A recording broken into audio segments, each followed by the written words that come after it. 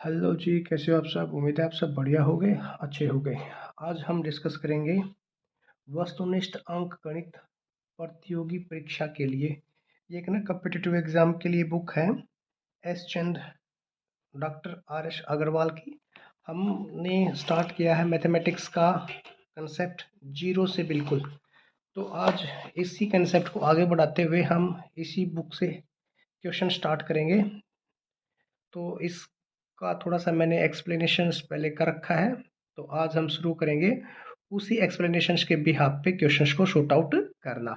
तो देखिए, सबसे पहले जैसे मैंने आपको बता रखा है, यहाँ पे ये हिंदी मीडियम की बुक है।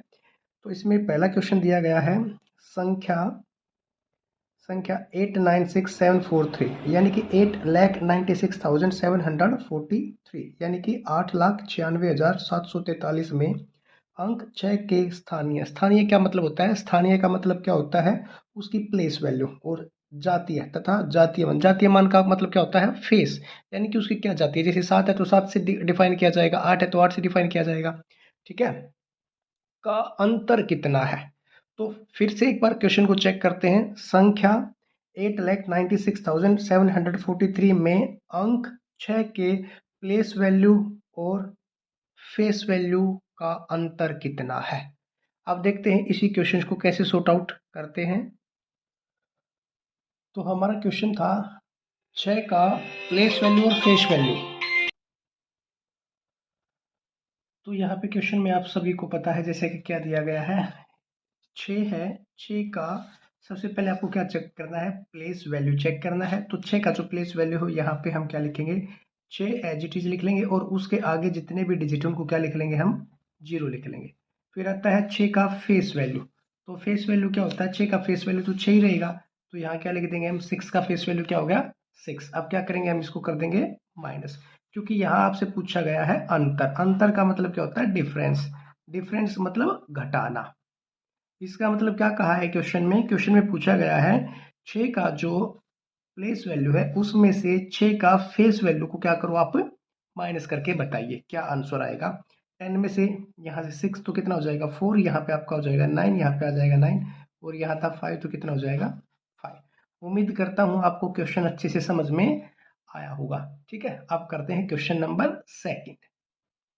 देखिए, क्वेश्चन नंबर सेकंड में आपको दी गई है संख्या 943751 में 7 का स्थानीय मान क्या है? स्थानीय मान का मतलब क्या है? Place value. तो 7 की जो प्लेस वैल्यू है वो क्या है? अब आपको एक चीज का ध्यान रखना है, यहाँ पे 7 किस जगह पे है? यहाँ पे देखिए 1 स्टैंड्स 100, तो आपका क्या हो जाएगा? 700 हो जाएगा। आप लिखना चाहो तो डायरेक्ट 700 लिख सकते हो। अगर आप इसको थोड़ा सा चेंज करके लिखना चाहो तो आप कैसे लिखोगे? यहाँ पे मैं आपको बता देता हूँ 7 का। जैसे डिजिट देखिए आपके पास क्या है? आपके पास है 94371। अब 7 से आगे जितने डिजिट है ना उन सबको क्या मान लेंगे हम? 0। और 7 का क्या रख देंगे? 7 एज इट इज। यानी कि आप इसको लिख सकते थे यहाँ पे क्या लिख सकते हो? 700। दैट मीन 7 क्या लिख सकते हो आप इसको? 700। जो 7 से बाद के जो डिजिट रहेंगे ना उनको क्या मान लेंगे हम? 0 मान लेंगे। तो वो क्या हो जाता है? आपका प्लेस वैल्यू हो जाता है। क्या हो जाता है? वो प्लेस वैल्यू हो जाता है, ठीक है।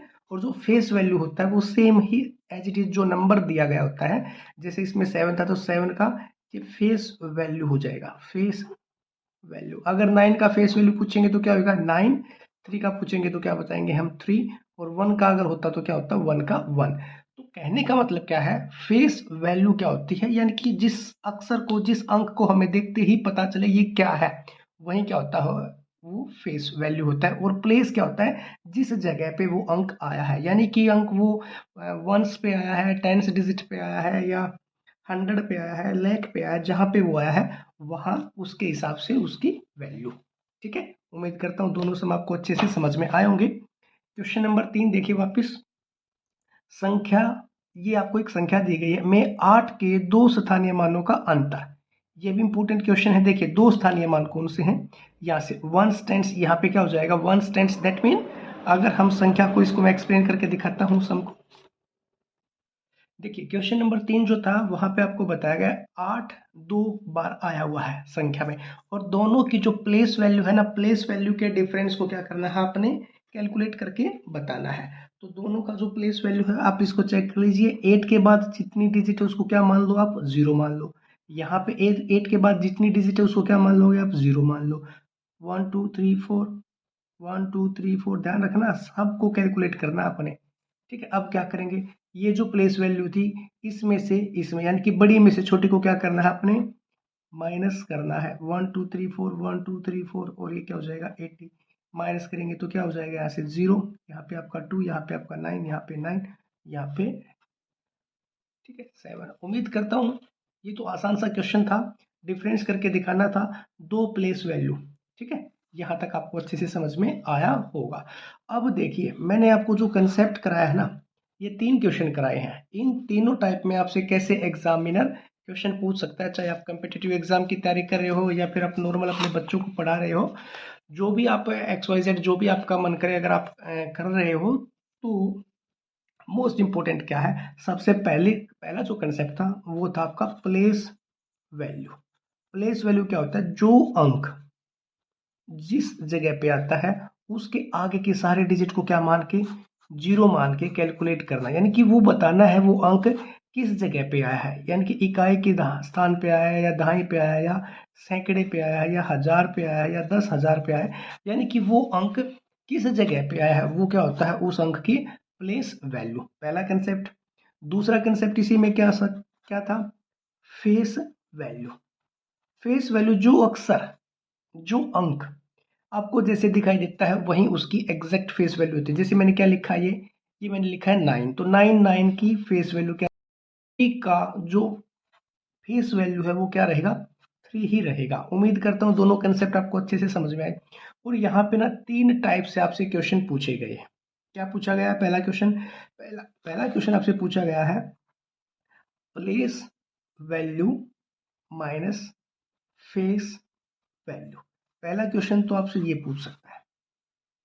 ठीक है, दूसरा क्वेश्चन आपसे क्या पूछ सकता है, दूसरा क्वेश्चन क्या पूछ सकता है, कोई भी एक अंक दे रखा है, एक मान लेते हैं जैसे 9 है, एक है 7, इन दोनों का क्या पूछा जा सकता है, डिफरेंस पूछा जा सकता है। कहने का मतलब क्या है, प्लेस वैल्यू और फेस वैल्यू का डिफरेंस ही पूछा जाएगा। दो कंसेप्ट आपके हैं। ठीक है, अब तीसरा जो कंसेप्ट है इस क्वेश्चन में, तीसरा कंसेप्ट, कोई एक नंबर क्या हो जाएगा, रिपीट हो जाएगा। क्या हो जाएगा, कोई एक नंबर रिपीट हो जाएगा। रिपीट होने पे जैसे अभी आपने क्वेश्चन किया था उसमें 8 2 बार रिपीट था। ठीक है, जैसे 1 2 3 4 8, और यहाँ पे भी मैंने 8 लिख दिया। अब इसमें क्या कह रहा है, अब भाई इसमें जो 8 नंबर आपका रिपीट है ना, उस अंक का डिफरेंस निकालिए, उसकी प्लेस वैल्यू, दोनों की प्लेस वैल्यू पूछिए। ध्यान क्या रखना, अपने क्वेश्चन को कैसे पूछा जा रहा है उसके ऊपर आपने फोकस करना है। अगर प्लेस वैल्यू पूछा तो प्लेस वैल्यू, अगर फेस वैल्यू पूछा तो फेस वैल्यू। एक कंसेप्ट और भी बना सकता है, दोनों की फेस वैल्यू का डिफरेंस बताइए। तो बच्चों ध्यान रखना यहाँ पे आंसर 0 होगा, क्योंकि दोनों की फेस वैल्यू क्या होती है, सेम होती है। अगर इसकी फेस वैल्यू लेंगे तो 8, इसकी फेस वैल्यू लेंगे तो 8, 8 में से 8 0। उम्मीद करता हूँ आपको ये तीनों टाइप क्या हो जाएंगे, अच्छे से समझ में आए होंगे, और आप अगर इस तरह का कोई क्वेश्चन आएगा तो आप उसको आराम से कर दोगे। अब करते हैं क्वेश्चन नंबर 4 पे, क्या कहना चाहता है क्वेश्चन नंबर 4। देखिए क्वेश्चन नंबर 4 क्या है, गुणनफल यानी कि मल्टीप्लीकेशन बतानी है आपने।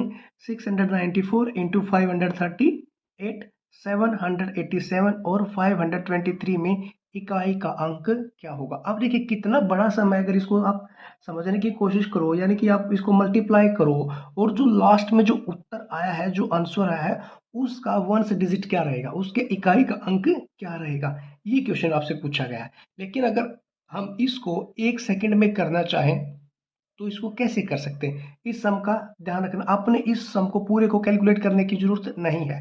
तो हम देखते हैं इस सम का सॉल्यूशन क्या है। देखिए आपसे ना एक 4 डिजिट दी गई है आपको, पहली, दूसरी, थर्ड और ये फोर्थ, ये 4 डिजिट दी गई है। फिर एग्जामिनर ने क्या पूछा, अगर हम इन चारों को लगातार मल्टीप्लाई करें, यानी कि पहले इसको इससे मल्टीप्लाई करें, फिर जो आंसर आता है उसको इससे मल्टीप्लाई करें, फिर जो आंसर आता है उसको उससे मल्टीप्लाई करें, और जो आंसर आता है ना उस आंसर का जो वंस डिजिट होता है, यानी कि पहला जो डिजिट होता है वो क्या है, एग्जामिनर ये पूछना चाहता है।